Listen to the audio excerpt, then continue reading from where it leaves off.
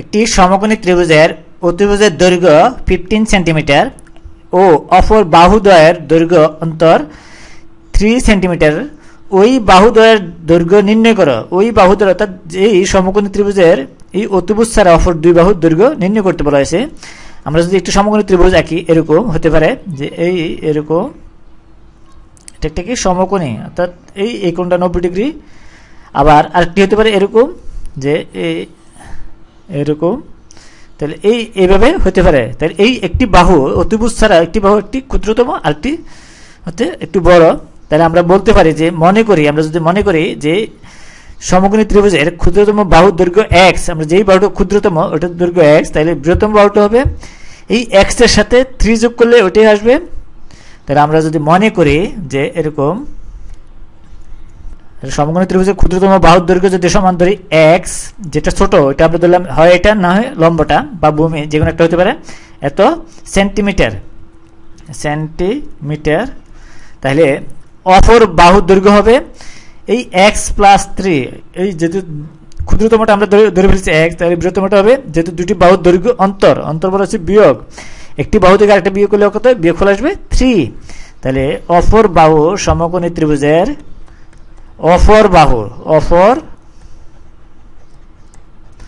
বাহুর দৈর্ঘ্য হবে এই x প্লাস 3 এত সেন্টিমিটার। আমরা যদি এই x প্লাস 3 থেকে x বিয়োগ করি তাহলে আসে 3, এই দুটার অন্তর হচ্ছে কি 3। তাহলে আমরা পিথাগোরাসের উপপাদ্য অনুসারে যেটা অতিভুজ দেওয়া আছে, অতিভুজ কত 15 সেন্টিমিটার, এই অতিভুজ এখানে দেওয়া আছে যে এখানে হচ্ছে কি 15 সেন্টিমিটার, এটা অতিভুজ যেটাই হয় তাহলে এটা 15 সেন্টিমিটার।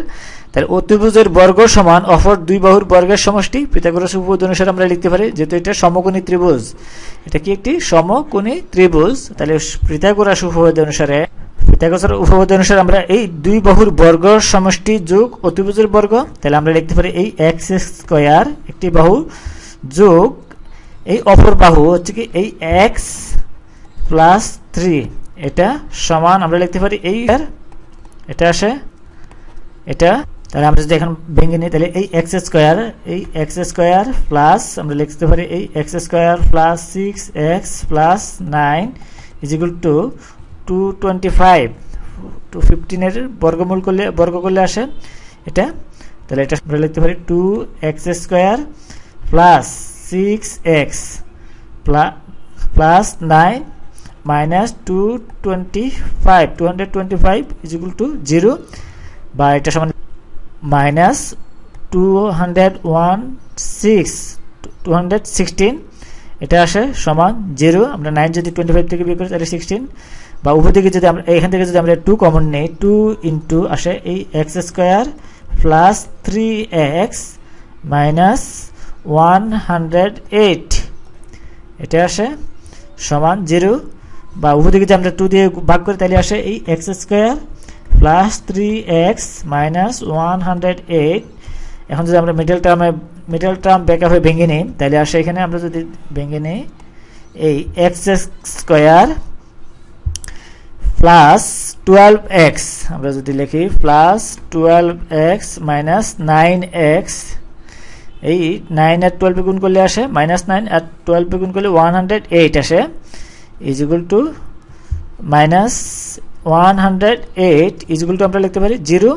এখান থেকে যদি x কমন নেই তাহলে আসে এখানে আমরা যদি লিখি এই x প্লাস 12, এটা এখানে আসবে x প্লাস 12। আমরা যদি 9 কমন নেই তাহলে আসে এটা 9 মাইনাস 9 এই 9x, এরপরে এই সমান আমরা লিখতে পারি 0, বা আমরা লিখতে পারি এই x প্লাস 12 ইন্টু আমরা লিখতে পারি এই x minus 9 is equal to 0।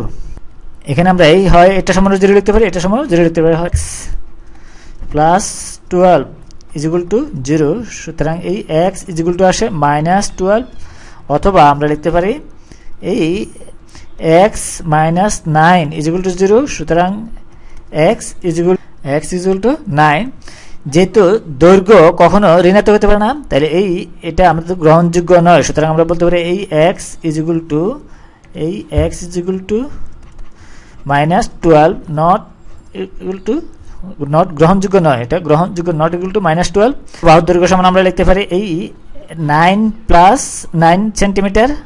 এটা যেহেতু এই এক্স এর মান হচ্ছে এখানে কত, এক্স ইকুয়াল টু 9 এত সেন্টিমিটার।